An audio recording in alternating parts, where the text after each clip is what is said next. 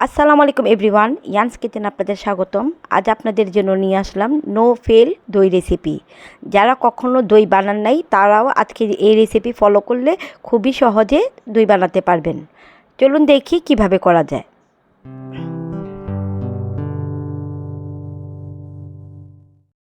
প্রথমেই আমি জাল করা 1 লিটার দুধ নিয়েছি। এখন এই দুধটাকে আমি ভালো মতো কিছুক্ষণ আরও ঘন করে নিব এই কারণে যেন আজকে আমার দইটা খেতে মালাই মালাই হয়, তার কারণে আমি দইটা একটু ঘন করে নিব। দুধটা বলক চলে আসছে, এখন এর মধ্যে আমি চিনি দিয়ে দিব। চিনির পরিমাণটা আপনারা আপনাদের পছন্দ মতো দিবেন। আমি এখানে 4 থেকে 5 টেবিল চামচ চিনি দিয়েছি। চিনিটা দেওয়ার পর দুধটা একটু ঘন করব। চিনিটা যদি পরে দিই দুধটা কালার খুব বেশি হয় না, তাই আমি আগে চিনিটা দিয়ে তারপর ঘন করে নিচ্ছি।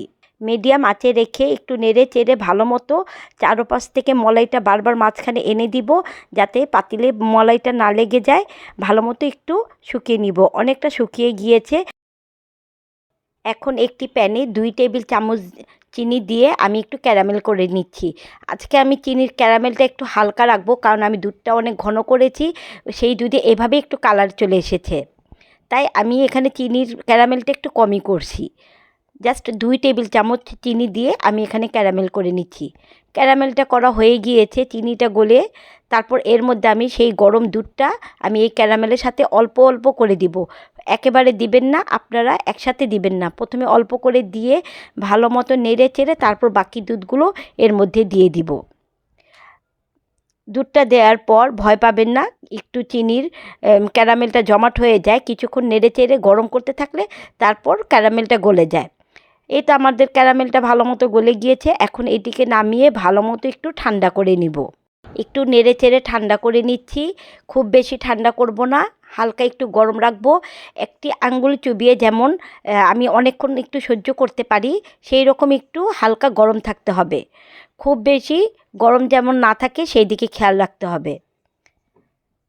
এখন আমি হাফ কাপ টক দই পানি ঝরিয়ে এভাবে স্ট্রেনারে নিয়েছি। এখন এই টক দইটাকে একটু ফেটিয়ে তারপর আমি সেই দুধের মিশ্রণে ভালো মতো ফেটিয়ে দিয়ে দিব। আমি একটু টক দইটাকে ফেটিয়ে নিচ্ছি। এখন দুধের মিশ্রণে আমি সেই টক দইটাকে দিয়ে একটা হুইস্ক দিয়ে আবার একটু ভালো মতো দুধের সাথে মিক্স করে নিতে হবে, যেমন দইয়ের কোনো দলা না থাকে এমনভাবে মিক্স করবেন। একটা হুইস্ক দিয়ে ভালো মতো একটু ঝাঁকিয়ে নিতে হবে, যাতে একটু ফেনা ফেনা উঠে। এভাবে একটু ফেনা ফেনা করলে দোকানের কেনার মতোই দইটা লাগে, তাই একটু দেখতে লুকটা ভালো লাগে। তাই আপনারা একটি হুইস্ক দিয়ে এভাবে একটু ফেনা ফেনা করে নেবেন। এখন আমি দইয়ের হাঁড়িতে একটু উঁচু করে ঢেলে নিচ্ছি, যাতে উপরে একটু ফেনা ফেনা দেখা যায়। আমার একটু পরিমাণে কম হয়েছে, কারণ আমি আজকে দুধটা একটু ঘন করে নিয়েছি। আজকে আমার একটু পরিমাণে কমই হয়েছে। আপনারা চাইলে যে কোনো বাটিতে এই দইটা বসাতে পারেন। এখন একটি ননস্টিক প্যানে আমি মাঝখানে দইয়ের হাঁড়িটা দিয়ে উপর থেকে ঢাকনা দিয়ে ভালো মতো ঢেকে নিব এবং 4 থেকে 5 ঘন্টার জন্য আমি এটিকে রোদে রেখে দিব। রোদের তাপ যদি খুব বেশি হয় 4 থেকে 5 ঘন্টার মধ্যে হয়ে যাবে, আর রোদের তাপ যদি কিছুটা কম থাকে, যদি ভালো মতো না সেট হয়, 4-5 ঘন্টা পর আপনারা আবারও কিছুক্ষণের জন্য চুলার গরম একটি জায়গায় রেখে দিবেন এবং তারপর ফ্রিজে রেখে দিবেন 1 ঘন্টার জন্য। তারপর আপনারা এটাকে সার্ভ করে নেবেন। ফ্রিজ থেকে বের করার পর দেখুন কত সুন্দরভাবে সেট হয়ে গিয়েছে। যারা কখনো দই বানাননি তারাও এই পদ্ধতি করে দই বানিয়ে ফেলতে পারেন। যারা এখনও আমার চ্যানেলটিকে সাবস্ক্রাইব করেননি তারা চটজলদি করে ফেলুন, এবং যারা করেছেন তাদের অসংখ্য ধন্যবাদ। আর শেয়ার করতে ভুলবেন না প্লিজ।